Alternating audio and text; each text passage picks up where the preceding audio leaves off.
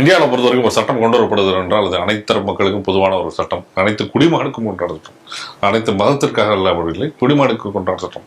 இங்க என்ன பிரச்சனை அப்படின்னா இங்க குடிமகனுக்கும் மதத்துக்கும் உள்ள பிரச்சனைகள் தான் இங்க அதிகமாக ஓடிக்கொண்டிருக்கின்ற ஒரு விஷயம், சாதாரண விஷயம்.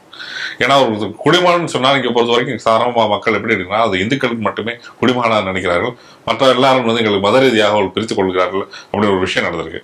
அப்படித்தான் ஒரு திருமணத்தை தடுத்திருக்காங்க. 15 வயது சிறுமி புலந்த சாகரில் ஒரு 16 வயது சிறு சிறுமியை சைல்ட் லைன் ஹெல்ப்லைன் அதிகாரிகள் போலீஸ்காரங்க தடுத்திருக்காங்க. அவர்கள் மேல் தாக்குதல் நடத்திருக்காங்க. என்ன காரணம் அப்படின்னா நாங்கள் இஸ்லாமிய சரியத் சட்டப்படி நாங்கள் திருமணம் நடத்துகிறோம், நீங்கள் எப்படி தடுக்கலாம் அப்படின்போது இவர்கள் சொல்லியிருக்காங்க நாங்கள் இந்திய சட்டத்தின்படி போக்சோ ஆக்ட் பிரகாரம் சைல்டு மேரேஜ் தப்பு அப்படின்னு சொல்லியிருக்காங்க. இவர்கள் நடவடிக்கை எதிர்த்து இவர்கள் நீதிமன்றத்தை நாடியிருக்கார்கள், அலகாபாத் நீதிமன்றத்தை நாடியிருக்கார்கள். நீதிமன்றம் என்ன சொல்லியிருக்காங்க சூப்பரான ஒரு விஷயம் சொல்லியிருக்காங்க. தனிநபர் சட்டங்களுக்கு கடந்து சட்டப்பூர்வமான திருமண வயது என்பது நாட்டின் அனைத்து குடிமக்களுக்கும் பொதுவானது அப்படின்னு சொல்லியிருக்காங்க. முஸ்லிம்கள் தனிநபர் சட்டத்தின்படி ஒரு பெண் பருவமடைந்தால் திருமணம் தகுதியினர் என்பது முஸ்லிம் சரி இருந்தாலும் இங்கு உள்ள குழந்தை திருமண சட்டத்தின்படி PCMA கீழ் வராது அப்படின்றது மனுதாரர்கள் சொல்லியிருக்காரு. மேலும் தீர்ப்பின்படி என்ன போக்சோ ஆக்டின் படி அவங்க எடுத்த நடவடிக்கை சரியான விஷயம் அப்படின்னு சொல்லிட்டு நீதிமன்றம் தீர்ப்பு சொல்லியிருக்கு. இந்த செய்தி எப்படி பாக்குறீங்க? அதாவது இன்னைக்கு என்ன சொல்லியிருக்காங்க அப்படின்னு சொன்னா, பெண்களுக்கான திருமண வயது என்பது அனைத்து மதத்தில் இருக்கக்கூடிய பெண்களுக்கும் பொருந்தும் அப்படின்னு சொல்லி இன்னைக்கு பெண்களுக்கு, அதாவது குறிப்பாக சொல்லப்போனா துலுக்க பெண்களுக்கு இன்னைக்கு ஒரு இதை கொடுத்திருக்காரு, ஒரு உரிமையை கொடுத்திருக்கிறார்கள் அப்படின்னு தான் நம்ம இதை பார்க்கணும். ஏன்னா இன்னைக்கு காலம் வரைக்கும் இந்த பெண்களுக்கான கல்யாண முறைகள், அதற்கான விஷயங்கள் எல்லாமே நாங்கள் இது வரைக்கும் ஷரியத் சட்டம் பிரகாரம் தான் நாங்கள் செய்வோம் அப்படிங்கக்கூடியதுதான் இங்க இருக்கக்கூடிய மிகப்பெரிய பிரச்சனையே. இந்த பிரச்சனை எப்போ இதுக்கெல்லாம் முழுவதுமாக ஒரு தீர்வு வரும் அப்படின்னு சொன்னா, இந்த பொது சிவில் சட்டம் என்பது ஒன்று நாடு முழுவதும் அமல்படுத்தாத வரை இந்த பிரச்சனை என்பது வரணும். ஒரு சட்டத்துக்காகவும் இந்த மாதிரி கோர்ட்டு தான் ஒரு ரூல் கொண்டு ரூல் ஆக்க மாதிரி இருக்கக்கூடிய ஒரு சூழ்நிலை என்பது இங்க வரும்.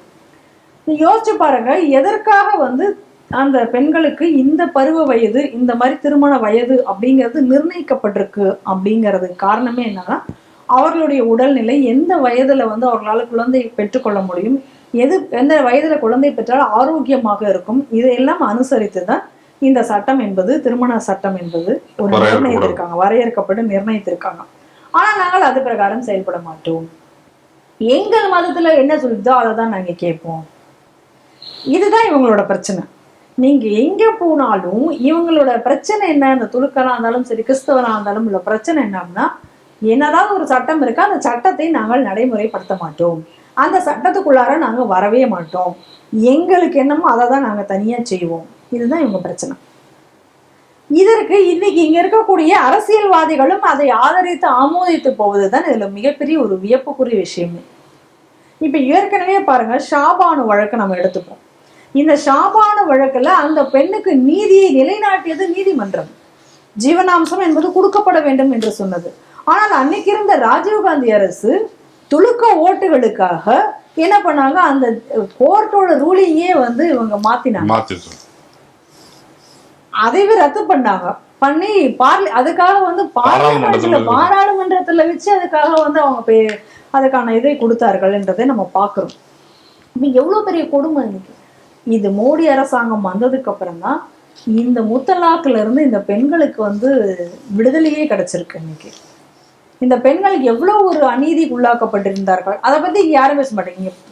ஒரு பயங்கர காமெடியான ஒரு ஊர் நம்ம ஊரு தான். பெண்களுக்கு சம உரிமை அப்படின்னுவாங்க, பெண்களுக்கு உரிமை கொடுக்கணும், ஐயோ பெண்களுக்கு உரிமையே இல்லை நாங்க பேசுறோம் அப்படின்னுவாங்க. ஏதோ ஒரு சடங்கு சம்பிரதாயத்தோட சில கோவில்கள் இயங்கி கொண்டிருக்கும், அங்க பெண்களை உள்ள விடலையே, அங்க சம உரிமை போச்சு, அங்க பெண்களை கேட்டுக்க மாட்டாங்க, எங்களுக்கு சம உரிமை வேணும் நாங்க போகணும், அவங்களே அந்த சடங்கு சம்பிரதாயத்தை ஏற்றுக்கொண்டு சென்று கொண்டிருப்பாங்க. ஆனா அங்க போய் சம உரிமை நான் பேசுறேன், அங்க பெண்களுக்கு நீதி இல்லை அப்படின்வான். ஏன்னா இங்க ஒரு போன்ல மூணு தடவை தலாக் சொன்னா டைவர்ஸ் ஆகி அந்த பொண்ணு அனாதையா ரோட்ல நிக்குது, அதுக்கு வழியே இல்லாம இருக்கு, அங்க போய் நீ உன் பெண் உரிமையை பேச வேண்டியதானே அப்படின்னு கேட்டா இங்க அவனும் பேச மாட்டான். சரி, இந்த பெண்களுக்கு இந்த கொடுமையான ஒண்ணு இந்த பர்தா, முழுவதுமாக துணியை போட்டு மறைச்சி தான் நீ போகணும் அப்படின்னு சொல்லிட்டு அந்த அவர்கள் ஆசைப்பட்ட மாதிரி அவர்களால் இருக்க முடியாத மாதிரியான ஒரு விஷயத்தை இவங்க கொண்டு வராங்களே. அது ஈவேராவே அதை வந்து எதிர்த்திருக்காரு. இது பெண்களுடைய உரிமைக்கு எதிரானது இருக்கு. ஆனா இவங்க ஈவேராவை ஆதரிப்பாங்க திடீர்னு. ஆனா இப்ப ஈவேரா அதை சொல்லியிருக்காரு, இப்ப அதை பத்தி ஏன் பேச மாட்டீங்க அப்படின்னு பேச மாட்டான். இப்ப அங்க பெண் உரிமைன்னு இப்ப யாரும் பேச மாட்டாங்க. இதுதான் நம்ம ஊரில் இருக்கக்கூடிய மிகப்பெரிய ஒரு பிரச்சனை. இஸ்லாமிய அடிப்படைவாதம் என்ன சொல்கிறதோ அதை இங்க இந்த நாட்டுல அமல்படுத்தணும். இதுல என்ன ஒரு பெரிய காமெடி அப்படின்னு சொன்னா, இஸ்லாமிய நாடுகள், அதாவது நாங்க இஸ்லாமிய நாடுகள் அப்படின்னு சொல்லி தங்களை தாங்களே அறிவித்து கொண்ட நாடுகள் கூட இந்த மாதிரி சட்டங்களை பின்பற்றதில்லை. இன்னைக்கு பல நாடுகள் பாக்குறோம், என்ன சொல்றாங்க, இன்னைக்கு வந்து பர்தாக்கு தடை விதிச்சிட்டு இருக்காங்க, காலத்திற்கு ஏற்ற மாதிரி மாறிக்கொண்டிருக்காங்க. பாலிகமியை அவங்க வந்து தடை செய்து கொண்டிருக்கிறார்கள். ஆனா இங்க அது பிராக்டிஸ்ல இருக்கும். ஷரியா சட்டத்தை அவங்களே தடை செய்து கொண்டிருக்கிறார்கள், ஆனா இங்க பிராக்டிஸ்ல வச்சிருக்காங்க. ஆனா இன்னைக்கு என்ன ஒரு முக்கியமான விஷயத்தை அதுல நம்ம பார்க்கணும் அப்படின்னு சொன்னா, இஸ்லாமிய அடிப்படைவாதத்தால மறுக்கப்பட்ட ஒரு பெண்ணுக்கான நீதி என்பது இன்னைக்கு அம்பேத்கர் சட்டம் என்பது கொடுத்திருக்கிறது. அதை தான் நம்ம இன்னைக்கு பார்க்கணும். சரி, இன்னைக்கு அம்பேத்கர் சட்டம் பிரகாரம் இன்னைக்கு ஒரு சிறப்பான ஒரு விஷயம் நடந்திருக்கிறது, இந்த நீதிமன்றம் இதை நிலைநாட்டி இருக்கிறது அப்படின்னு சொல்லி இன்னைக்கு யாராவது ஒரு ஆள் இன்னைக்கு அதை போற்ற போறாங்களா, இல்ல அதை வரவேற்க போறாங்களா, இல்லை யாராச்சும் அறிக்கை விட போறாங்களா? பார்த்து என்ன மாட்டாங்க. ஆனா இல்லை, அம்பேத்கர் சட்டம், அம்பேத்கர் தான் நாங்க எல்லாரையும் ஃபாலோ பண்ணுவோம், அம்பேத்கரை இவங்க அதோ சொல்லிட்டு எந்தாவது பிரச்சனைகளை. இப்ப அம்பேத்கர் சொன்னபடி நீ நடக்க வேண்டியதானே, இது அம்பேத்கர் சட்டம் சொல்லுது. அவன் அம்பேத்கர் சட்டம் பிரகாரம் நடக்கலையா, அவனை போய் நீ கேட்க மாட்டான். அப்ப இங்க இது ஒரு வினோதமான ஒரு அரசியலை வந்து இவர்கள் வந்து இங்க, அதாவது என்ன, அதைதான் நான் ஏற்கனவே சொன்ன மாதிரி அடிப்படைவாதிகளுக்கு ஆதரவான ஒரு போக்கை தான் இந்த அரசியல்வாதிகள் என்பது இங்க இருக்கிறவங்க கொண்டு வந்து கொண்டிருக்கிறார்கள். இப்ப பாருங்க, பெண்களை வந்து ஒரு செக்ஸ் ஸ்லேவா, இதெல்லாம் சின்ன வயசுல கல்யாணம் பண்ணல, இன்னும் ஒரு செக்ஸ் ஸ்லேவா அவங்கள மாத்துறது, அவங்க என்ன குழந்தை பெற்றுக்கிற மிஷினா, அதுக்காக மட்டும்தான் அப்படிங்கிறத போல அவங்களுக்குன்னு ஒரு அபிலாஷை, படிக்கணும், அந்த பெண்களும் முன்னுக்கு வரணும் அப்படிங்கக்கூடிய எண்ணம் இருக்காது அவங்களுக்கு. அப்ப நீங்கெல்லாம் சொல்ற மாதிரி என் தட்டுல என்ன இருக்கணும் அப்படிங்கக்கூடிய உரிமைகள் அப்படின்னு பேசும்பொழுது இந்த பெண்களுக்கு ஏன் அந்த உரிமையை நீங்க வழங்க முன் அவங்களே முடிவெடுக்கக்கூடிய அதிகாரம் ஏன் அது மாதிரியான இது வழங்கலையே, இது சரியா சட்டத்துல தப்பா இருக்கேடா, ஏன் எவனும் போராட்டம் நடத்த மாட்டீங்க? அங்க போய் பேசலாம்ல, இங்க பெண் உரிமை, இந்து மதத்துல பெண்களுக்கு உரிமை கொடுக்கப்படவில்லை, இப்ப நீ அங்க போய் பேசு. அதை விட இப்ப நீங்க ஒரு வீடியோ சமீபத்துல இப்ப நான் பார்த்தேன். அதாவது அந்த வீடியோ என்ன, அதுல வந்து அப்படி சொல்லிட்டு இருக்காங்க அப்படின்னு சொன்னா, சதி அப்படிங்கிறது வந்து மதத்தின் அடிப்படையில தான் இங்க வந்து இருந்தது, இந்து பெண்கள் மேல அது திணிக்கப்பட்டது சதி அப்படிங்கிறது அப்படிங்கிறதெல்லாம் பேசுறாங்க. எதனால அப்படிங்கிறதுக்கான காரணங்கள்லாம் அவங்க கண்டுபிடிச்சிட்டாங்களாம். பெருசா சதி அப்படிங்கறது வந்தது அதிக அளவுல, அந்த பிராக்டிஸ் அப்படிங்கறது வந்ததே உங்களால தானே. படையெடுப்புல உங்களை பார்த்து பயந்து போய், முகலாய படையெடுப்புல முகலாயர்களை இங்க பெண்களுக்கு கற்புக்கு பாதிப்பு ஏற்படுங்கிறத பார்த்துதான் நாங்க அந்த திட்டமே நடந்தது. அதுக்கு எத்தனையோ எக்ஸாம்பிள் சொல்ல முடியுமே. அதெல்லாம் கிடையாதான், அதெல்லாம் அவருக்கு மேல நம்ம சொல்றோமா அப்படின்னு சொல்லி இப்ப லேட்டஸ்டா ஒரு வீடியோ எல்லாம் கண்டுபிடிச்சு போட்டுருக்காங்க. நான் என்ன கேட்கிறேன், அதை விடுங்க, அது அப்படி இருந்ததுன்னா கூட இருந்துட்டு போட்டோம். ஆனா நம்ம என்ன கேட்கிறோம் அப்படின்னா, இப்ப நாங்க மாத்திக்கிட்டோம்ல, அதை இந்த பிராக்டிஸ் இருந்தது, இந்த பிராக்டிஸ்னால பெண்கள், அப்படி ஒரு பிராக்டிஸ் நாடு முழுக்க இருக்கவே இல்லை, ஒரு குறிப்பிட்ட இடத்துல ஒரு இடத்துல மட்டும்தான் அது நடந்திருக்கு.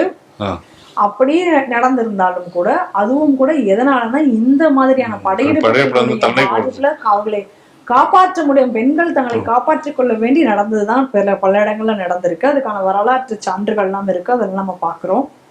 சரி, அப்படி அது அத்தனையும் இருந்தாலும் கூட அது இப்ப மாற்றப்பட்டு விட்டது. ஆனா இன்னி வரைக்கும் பெண்களுக்கு எதிரான கொடுமைகள் பலர் உங்க மதத்துல இருக்கு, நீ அதெல்லாம் என்னைக்கு மாத்தப்படுற? பாலிகமி பெண்களுக்கு எதிரானது இல்லையா?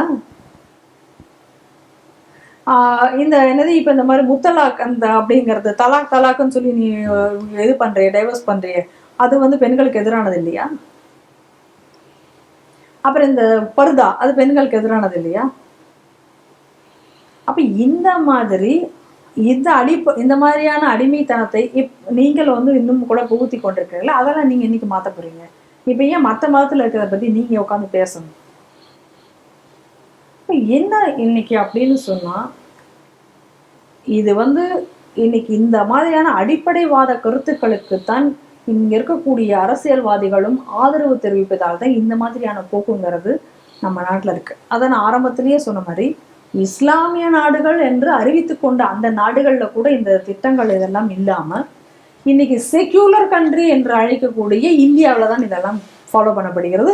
இதற்கு இங்க இருக்கக்கூடிய ஹிந்து அரசியல்வாதிகள் ஆதரவு கொடுப்பது தான் ரொம்ப கொடுமை. அதுதான் இன்னைக்கு இங்க இந்த அரசியலுக்காக இவர்களும் இதையெல்லாம் வளர்த்து விட்டு கொண்டிருக்கிறார்கள் என்றை பார்க்கிறோம். இது எல்லாத்துக்கும் ஒரு தீர்வாக இருக்க போவது என்பது இந்த பொது சிவில் சட்டம் தான். இந்த பொது சிவில் சட்டம் உண்மையிலேயே அவர்களுக்கு ஒரு மிகப்பெரிய நன்மையை வழங்கும் என்பதையும் கூட நம்ம இதுல சொல்லலாம். ஆனா பல விஷயங்கள் அங்க பெண்களுக்கு எதிராகத்தான் இருக்கிறது. அந்த ஷரியத் சட்டத்துல பல சட்டங்கள் என்பது. அப்படி பார்க்கும்போது இந்த பொது சிவில் சட்டம் என்பது அவர்களுக்கு தான் ஒரு வரப்பிரசாதமாக மாறும்.